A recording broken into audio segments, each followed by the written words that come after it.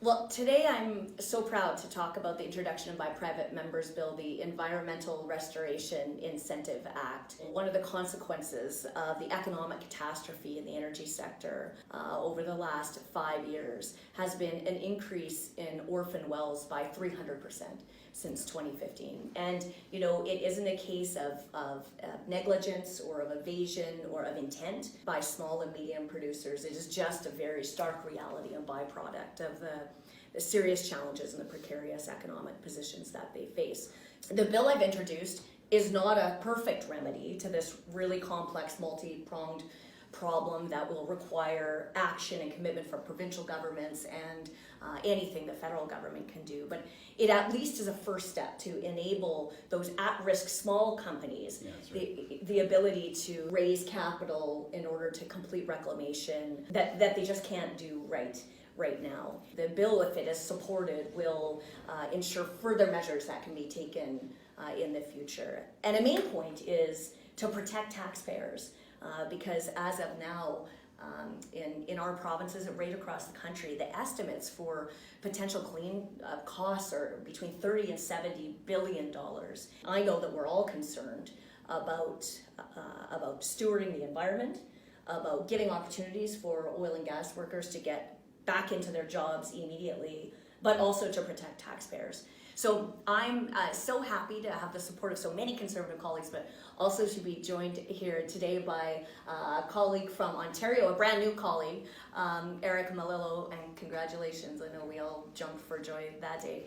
And Absolutely. yeah, and my colleague Jeremy Patzer from Saskatchewan. Now we all work closely together on the natural resources portfolio. I am so happy to do that and looking forward to continuing to work with you guys over the next couple of years. And I just want to really thank you for your support for this important private members legislation. It's our pleasure to be here, and you know, as I'm sure you know, in addition to over 3,500 active oil and gas wells in Ontario, the province also contains over 900 suspended wells and over 15,000 abandoned wells. So helping to prevent orphan wells in Ontario, for me, is an important cause, and we understand that we need a private sector solution, and that will, in fact, be the best deal for the environment and for the taxpayer as well. Yes, because Canadian producers are world leaders, no doubt about it. Better than any energy sector on the planet in remediation and reclamation, but it is just the reality as a consequence of anti-energy policies and the positions that they're in, that their bankruptcies are also causing havoc for local municipalities, losing tax revenue and environmental liabilities for landowners in on-crown land. And I know that's a serious concern in Saskatchewan too. Yeah, well, you're absolutely right. And I'm incredibly grateful to MP Stubbs for spearheading this legislation, because the reality is in my home province of Saskatchewan, we've got like 25,850 some odd inactive wells where the producers, you know, because of, you know, bad Liberal policies, they don't have the cash flow to be able to close these wells. So there's a lot of work to be done here to prevent these wells from being orphaned and being turned into a future liability. So that's exactly what we need with these flow-through shares that are being proposed in this PMB to help address this issue. So I mean, you know, we can't thank you enough for taking this on and being willing to put this piece of legislation forward. Well, thank you. I appreciate it. And you know why? Because I know that each of us and each and every person that we represent, we want Canada to be the world-leading responsible oil and gas developer that we should be, and we can be if the Liberals weren't blocking us.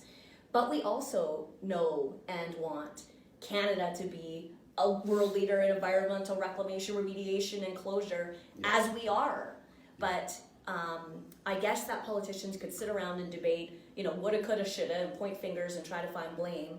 But the reality is as it is today. And so I just think that it is our fundamental duty as federal members of parliament to do what we can within our jurisdiction, you know, to help prioritize this conversation and to take a first step. And I sure do hope that our colleagues in the rest of the parties support us on this. I don't know if you guys agree with me, but I think it will be a bit of a challenge to them to see if they really do believe all the rhetoric that they talk about when they talk about balancing the economy and the environment. Because if they understand the crisis, the economic crisis that they've caused, and these liabilities are a result of that, then I would think we'll all come together as members of the House of Commons, as all parties and all independents from every corner of the country, to support this step and many others.